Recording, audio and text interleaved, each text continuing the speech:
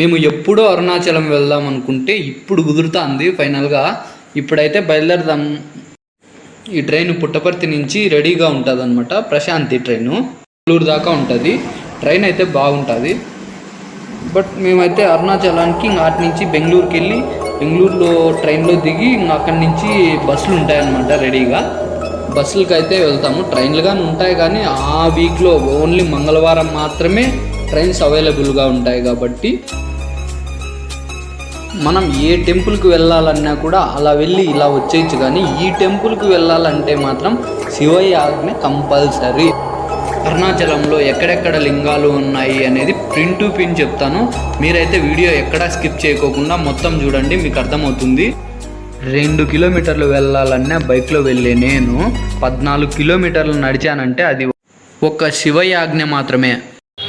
Hi friends, ఇప్పుడే రాజగోపురం ముందు front side ఎప్పుడైనా కానీ మీరు వస్తే కానీ అరుణాచలము ఫస్ట్ రాజగోపురం ఫ్రంట్ సైడ్ ఇక్కడ జ్యోతులు అయితే వెలిగిస్తుంటారనమాట. ఇక్కడ చూడండి, ఇక్కడే టెంకాయలు కొడతారు. అక్కడే టెంకాయలు కొట్టి ఇక్కడ నుంచి రెడీ అవుతాం అనమాట. ఇప్పుడే మనం టెంకాయలు కొట్టేసి పూజ కంప్లీట్ చేసేసాము. చూడండి, ఇక్కడ చూసుకుంటే ఫస్ట్ లింగం అనమాట, ఇంద్రలింగం అని.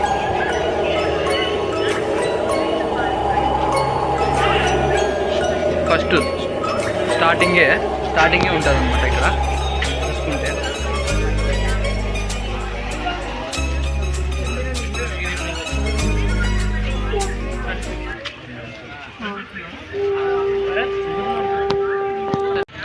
అష్టలింగాల్లో ఈ లింగం మొదటి లింగం అన్నమాట, ఇంద్రలింగం అనేది. ఇంద్రలింగాన్ని వచ్చి దేవేంద్రుడు ప్రతిష్ఠించాడు స్వయంగా. ఇంద్రలింగానికి సూర్యుడు శుక్రుడు అతిదేవతలు అన్నమాట. ఉద్యోగంలో కానీ అత్యున్నత స్థానానికి ఎదగడానికి కానీ ఇక్కడ లింగాన్ని దర్శించుకుంటే ఈ ప్రయోజనాలు కలుగుతాయి. తప్పకుండా లింగాన్ని దర్శించుకోండి. ఈ లింగం దాటుకొని కొంచెం ముందరకు వస్తానే విఘ్నేశ్వరుడు అయితే ఉంటాడు, అక్కడ దర్శనం చేసేసుకోండి. అది మాత్రం మిస్ అవ్వకండి. పక్కన నెక్స్ట్ అగ్నిలింగానికి వెళ్ళే మధ్యలో ఉంటాడనమాట స్వామి. రెండవ లింగం వచ్చి అగ్నిలింగం అనమాట. సెకండ్ లింగము. ముఖ్యంగా అరుణాచలం వచ్చినప్పుడు మీరు తెలుసుకోవాల్సింది ఇంకా ఏమంటే ఇక్కడ స్కామ్స్ అయితే ఎక్కువగా జరుగుతుంటాయి. మా పర్స్ అయితే మిస్ అయిపోయింది, మాకు అంతో ఎంతో హెల్ప్ చేయండి అంటారు. అట్లా మాత్రం చేస్తే మీరు మాత్రం బుక్ అయిపోతారు. ఇదైతే గుర్తుపెట్టుకోనండి, అసలు మర్చిపోద్దండి. చూడండి, ఇప్పుడైతే అగ్నిలింగం దగ్గరికి వచ్చినాము. రూట్ మ్యాప్ మనం ఎంత దాకా వచ్చాము అని చూపిస్తుంది అనమాట. అట్లాగే పక్కన వచ్చి అగ్నిలింగం ఉంటుంది. మీరు ముఖ్యంగా గుర్తుపెట్టుకోవాల్సింది ఏమంటే అకౌంట్ నుంచి అస్సలు ట్రాన్స్ఫర్ చేయొద్దండి. ఎప్పుడే కానీ ఏమైనా ఉంటే మీ దగ్గర ఉంటే అంతో ఇంత అస్సలు ఇవ్వకండి ఎవరికే కానీ. ఇది మీరు నేర్చుకుంటే అరుణాచలంలో బీ సేఫ్. హాయ్ ఫ్రెండ్స్, దీన్నే యమలింగం అంటారంట. చూడండి, ఇదైతే 3వ లింగం అన్నమాట. చూడండి,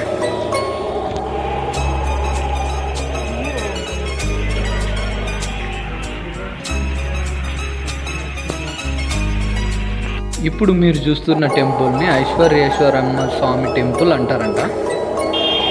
వాళ్ళే చెప్పారు ఇంతకుముందు. స్వామిని అయితే దర్శించుకున్నాము. ఇది వచ్చి దుర్వాసమ్మ టెంపుల్ అనమాట. ఇక్కడైతే చూసుకున్నట్టయితే చూడండి,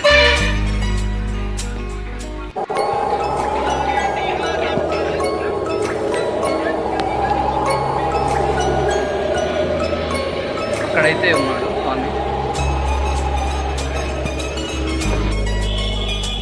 చూసేయండి నెక్స్ట్ లింగం. ఇప్పుడు ప్రజెంట్ అయితే మనము నైరుతి లింగాన్ని దగ్గరికి వచ్చినాము. మనం తిరిగిన లింగాల్లో కన్నా అన్నిటికన్నా స్పెషల్ ఏ లింగం అంటే ఇదే లింగం అని చెప్పాలా. నైరుతి లింగానికి ఒక ప్రాముఖ్యత ఉందన్నమాట. ఇక్కడ ధ్యానం చేసిన వాళ్ళకి మోక్షం కలుగుతుంది. కావాల్సిన చాగంటి గారు ఇదే చెప్పారు. ఈ నైరుతి లింగం స్పెషల్ ఏంటంటే ఇక్కడ కూర్చొని ఒక 5 నిమిషాలు స్వామిని ధ్యానిస్తే, ధ్యానం చేసి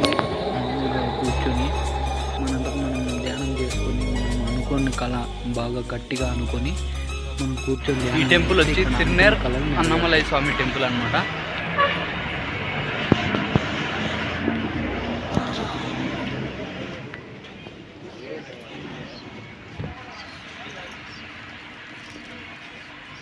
స్వామి అయితే అక్కడ ఉంటారు.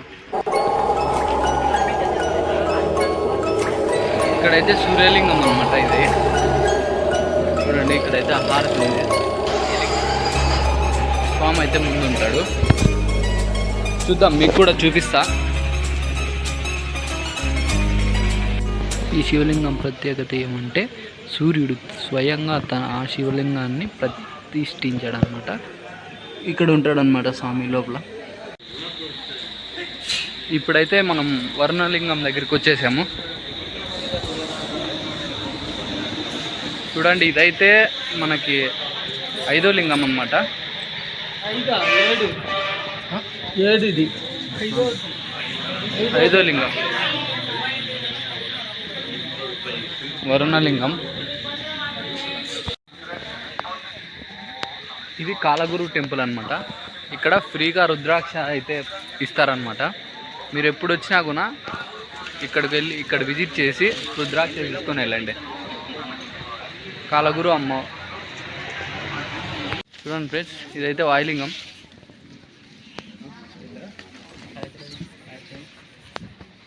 నవ్వాలనిపించింది ఫ్రెండ్స్.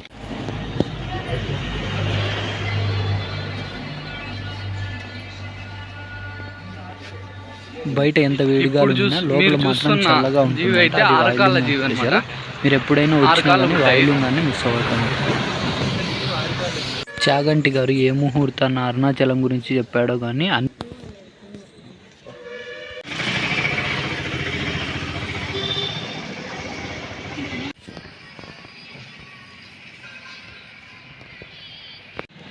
ఇప్పుడైతే కుబేరలింగంకి వచ్చేసాం మనం. 7వ లింగం అన్నమాట. ఇప్పుడు చూస్తున్నది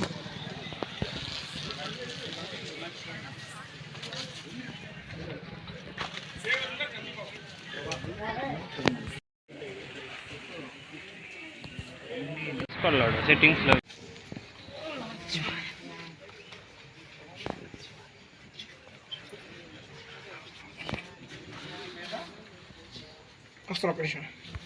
ఇదే ఈశాన్య లింగము, లాస్ట్ లింగం అన్నమాట.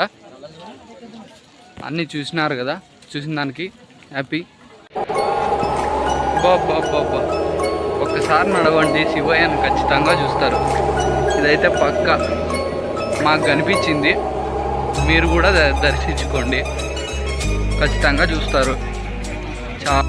ఈ వీడియో మీకు నచ్చినట్లయితే లైక్ చేయండి, షేర్ చేయండి, కామెంట్ కూడా ఓం నమః శివాయ అని చేయండి. సబ్స్క్రైబ్ చేయడం మాత్రం మర్చిపోకండి.